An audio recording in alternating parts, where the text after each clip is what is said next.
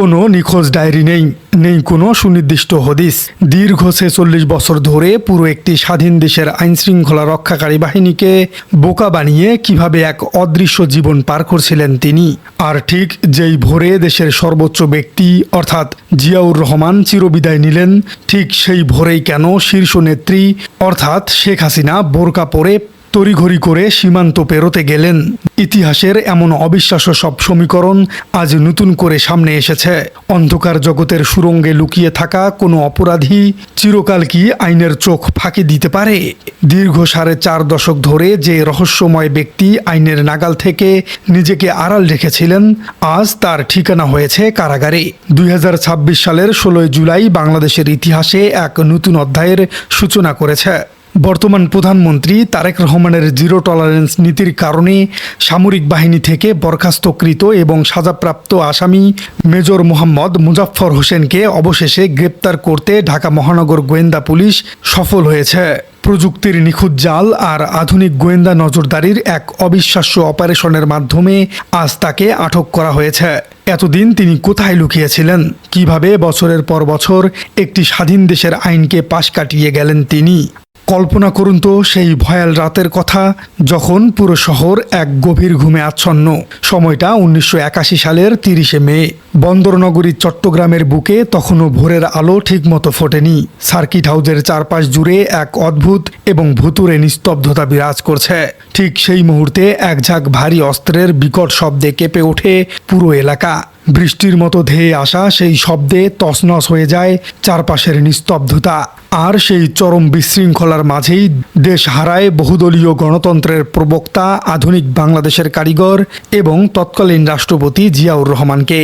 সেদিন ভোরে তৎকালীন জেলা প্রশাসক জিয়াউদ্দিন এম চৌধুরী বিকট শব্দে ঘুম থেকে জেগে ওঠেন। তার বাসভবনের নিরাপত্তা রক্ষী ছুটে এসে জানান, শব্দগুলো সরাসরি সার্কিট হাউসের দিক থেকেই আসছে। এর কিছুক্ষণ পরেই সার্কিট হাউসের গ্যারেজে লুকিয়ে থাকা সহকারী প্রোটোকল অফিসার মোস্তাক অত্যন্ত আতঙ্কিত কণ্ঠে ফোনে জানান যে সর্বনাশ হয়ে গেছে। বিদ্রোহী চক্র ভারী অস্ত্রশস্ত্র নিয়ে মূল ভবনে ঢুকে পড়েছে। রাষ্ট্রের শীর্ষ ব্যক্তির বাসস্থানের নিরাপত্তা ব্যবস্থা সেদিন ছিল একেবারেই ভঙ্গুর। ঘটনার কিছুক্ষণ পর জেলা প্রশাসক এবং বিভাগীয় কমিশনার যখন জীবনের ঝুঁকি নিয়ে সার্কিট হাউসে পৌঁছান, তখন সেখানে এক অবিশ্বাস্য দৃশ্য তাদের জন্য অপেক্ষা করছিল। বিশাল প্রধান ফটকটি সম্পূর্ণ অরক্ষিত অবস্থায় খোলা পড়েছিল। সেখানে সেনাবাহিনীর কোনো টহল দল বা প্রহরীর বিন্দুমাত্র উপস্থিতি চোখে পড়েনি। উপরতলায় রাষ্ট্রপতির শয়নকক্ষে অর্থাৎ জিয়াউর রহমানের শয়নকক্ষে দরজার ঠিক সামনে মেঝেতে পড়ে থাকা একটি সাদা চাদর সরাতেই বেরিয়ে আসে আধুনিক বাংলাদেশের স্বপ্নদ্রষ্টার নিথর দেহ। একজন রাষ্ট্রপ্রধানের নিরাপত্তা বলয় কিভাবে এত সহজে ভেঙে ফেলা হলো, তা আজও এক বিশাল রহস্যের জন্ম দেয়। ইতিহাসের পাতা উল্টালে এমন কিছু অবিশ্বাস্য সমীকরণ চোখে পড়ে যা যে কোনো থ্রিলার গল্পকেও হার মানায়। এই ঘটনার পেছনে আসলে কার ইশারা কাজ করছিল? রাজনৈতিক বোদ্ধারা এবং তৃণমূলের রাখো জনতা আজ স্পষ্টভাবে সদ্য ক্ষমতাচ্যুত স্বৈরাচার শেখ হাসিনার দিকেই অভিযোগের আঙুল তুলছে।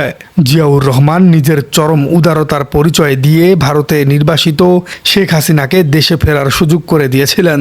1981 সালের 17 মে তিনি দীর্ঘ প্রবাস জীবন শেষে ভারতের মাটি থেকে বাংলাদেশে পদার্পণ করেন। অর্থাৎ শেখ হাসিনা সেই একই বছরের 17 মে বাংলাদেশে ভারত থেকে পদার্পণ করেছিলেন। আর কি অদ্ভুত কাকতালীয় বিষয়, ঠিক তার 13 দিনের মাথায় অর্থাৎ 30 মে চট্টগ্রামে ঘটে যায় এই পৈশাচিক ট্র্যাজেডি। এই 13 দিনের ব্যবধান কি কেবলই কাকতালীয়, নাকি এটি ছিল ওপার বাংলায় বসে তৈরি করা এক নিপুণ মাস্টার প্ল্যানের চূড়ান্ত বাস্তবায়ন? উদারতার প্রতিদানে এমন চরম বিশ্বাসঘাতকতা ইতিহাসে সত্যিই বিরল। এবার চোখ রাখা যাক এমন এক চাঞ্চল্যকর তথ্যের দিকে যা এতকাল অত্যন্ত সন্তর্পণে ধামাচাপা দিয়ে রাখা হয়েছিল। 30 মে ভোরে আখাউড়া সীমান্তে ঘটেছিল এক রুদ্ধশ্বাস ঘটনা। সার্কিট হাউসে যখন সেই মর্মান্তিক ট্র্যাজেডি ঘটে যায়, ঠিক সেই ভোরের আলোয় বোরকা পরে সম্পূর্ণ ছদ্মবেশে আবারও ভারতে পালিয়ে যাবার চেষ্টা করেছিলেন স্বয়ং শেখ হাসিনা। কিন্তু সীমান্ত পার হবার ঠিক আগ মুহূর্তে বর্ডার গার্ড এবং একজন তীক্ষ্ণ বুদ্ধিসম্পন্ন নারী পুলিশের তৎপরতায় তিনি হাতে নাতে ধরা পড়েন। এখন স্বাধীন দেশের প্রতিটি নাগরিক নাগরিকের মনে একটি স্বাভাবিক প্রশ্ন জাগে, দেশের রাষ্ট্রপ্রধানের চিরবিদায়ের দিন ভোরেই কেন একজন রাজনৈতিক নেত্রীকে বোরকা পরে নিজের পরিচয় লুকিয়ে পালাতে হলো? এই একটিমাত্র ঘটনা স্পষ্টভাবে ইঙ্গিত দেয় যে পুরো ঘটনার আগাম নকশা এবং সময়সূচি অত্যন্ত সুনির্দিষ্টভাবে তার টেবিল পর্যন্ত পৌঁছে গিয়েছিল। আন্তর্জাতিক কোনো গ্রিন সিগন্যাল ছাড়া এমন নিখুঁত পরিকল্পনা বাস্তবায়ন করা এক প্রকার অসম্ভব। আশ্চর্যের বিষয় হলো, রাষ্ট্রের শীর্ষ ব্যক্তির এই চট্টগ্রাম সফর কোনো পূর্ব পরিকল্পিত ঘোষণা ছিল না। জেলা প্রশাসকের দেওয়া তথ্য অনুযায়ী মে মাসের এই সফরটি ছিল সম্পূর্ণই আকস্মিক। মাত্র 2 সপ্তাহ আগেই তিনি কক্সবাজারের একটি বিশাল সামরিক মহড়া পরিদর্শন করে এসেছিলেন, কিন্তু হঠাৎ করেই চট্টগ্রাম বিএনপির ভেতরের তীব্র অভ্যন্তরীণ কুন্দল চরম আকার ধারণ করে। তৎকালীন উপপ্রধানমন্ত্রী জামাল উদ্দিন আহমেদ এবং ডেপুটি স্পিকার সুলতান আহমেদ চৌধুরীর সমর্থকদের মধ্যে সংঘাত এতটাই চরম পর্যায়ে পৌঁছায় যে শহরের আইনশৃঙ্খলা পরিস্থিতি সম্পূর্ণ নিয়ন্ত্রণের বাইরে চলে যায়। মূলত নিজের দলের এই অভ্যন্তরীণ বিরোধ মেটানোর জন্যই জিয়াউর রহমান কোনো ধরনের প্রোটোকল ছাড়াই হুট করে চট্টগ্রামে ছুটে গিয়েছিলেন, আর ষড়যন্ত্রকারীরা ঠিক এই সুযোগটিরই অপেক্ষায় ওত পেতেছিল। বিদ্রোহী চক্রের নির্মমতা এখানেই থেমে থাকেনি, তার দেহের সাথেও করা হয়েছিল এক চরম অমানবিক আচরণ। ঘটনার পর শুরু হয় নতুন নাটক। সকাল 8টা থেকে 9টার মধ্যেই চক্রটির একটি বিশেষ দল সার্কিট হাউসে ফিরে আসে। তারা রাষ্ট্রপতির নিথর দেহ একটি গাড়িতে তুলে নিয়ে যায়। চট্টগ্রামের রাঙ্গুনিয়া এলাকায় এক অত্যন্ত দুর্গম পাহাড়ি এলাকায় অত্যন্ত গোপনে সেই দেহ দাফন করা হয়, যাতে পৃথিবীর কেউ আর কোনোদিনও তার খোঁজ না পায়। তারা চেয়েছিল ইতিহাসের পাতা থেকে এই নির্মম ট্র্যাজেডির প্রমাণ চিরতরে মুছে ফেলতে, কিন্তু তারা ভুলে গিয়েছিল যে মানুষের হৃদয়ে স্থান পাওয়া কোনো নেতাকে মাটিচাপা দিয়ে মুছে ফেলা যায় না। পরবর্তীতে সেই দেহ উদ্ধার করে লাখো জনতার উপস্থিতিতে অত্যন্ত সম্মানজনকভাবে দাফন করা হয়েছিল। মোজাফফর হোসেনের দায়িত্ব ছিল অত্যন্ত সুকৌশলে এই পাহাড়ে লুকিয়ে বডি পুরোপুরি গায়েব করে দেওয়া। সময়ের কাঁটা ঘুরে আজ যখন 46 বছর পর সত্যের আলো ফুটতে শুরু করেছে, তখন অপরাধীদের মুখোশ খসে পড়া কেবল সময়ের ব্যাপার। মোজাফফরের এই চাঞ্চল্যকর গ্রেপ্তার কেবল একজন পলাতক আসামির ধরা পড়াই নয়, এটি মূলত সেই বিশাল বিদেশি ষড়যন্ত্রের জাল ছিন্ন করার এক ঐতিহাসিক প্রথম ধাপ।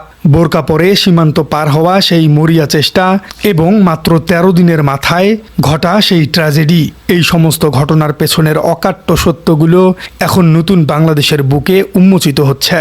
নতুন এই বাংলাদেশে আইনের শাসন এবং ইনসাফ কায়েমের এক নতুন দিগন্ত উন্মোচিত হয়েছে। দীর্ঘ 4 দশকের বেশি সময় ধরে জমে থাকা রহস্যের জট খুলতে শুরু করেছে। ইতিহাস তার নিজস্ব গতিতে ঠিকই ষড়যন্ত্রকারীদের কাঠগড়ায় দাঁড় করিয়ে দেয়। আজকের এই গ্রেপ্তারের মধ্য দিয়ে হয়তো দেশের মানুষ ইতিহাসের সেই অন্ধকার অধ্যায়েরই চূড়ান্ত বিচার দেখার সুযোগ পাবে। প্রিয় দর্শক, ভারত থেকে শেখ হাসিনার দেশে ফেরার মাত্র 13 দিন পরে শহীদ জিয়ার এই মর্মান্তিক ঘটনা, এই পুরো বিষয়টিকে আপনি কিভাবে দেখছেন? শহীদ প্রেসিডেন্ট জিয়াউর রহমানের এই ঘটনার পেছনে আপনি কাকে দায়ী বলে মনে করছেন? কমেন্টে জানিয়ে দিন আপনার মূল্যবান মতামত। আর আমাদের চ্যানেলে নতুন হয়ে থাকলে চ্যানেলটি সাবস্ক্রাইব করে বেল আইকনটি বাজিয়ে দিন। দেখা হচ্ছে পরবর্তী কোনো ভিডিওতে।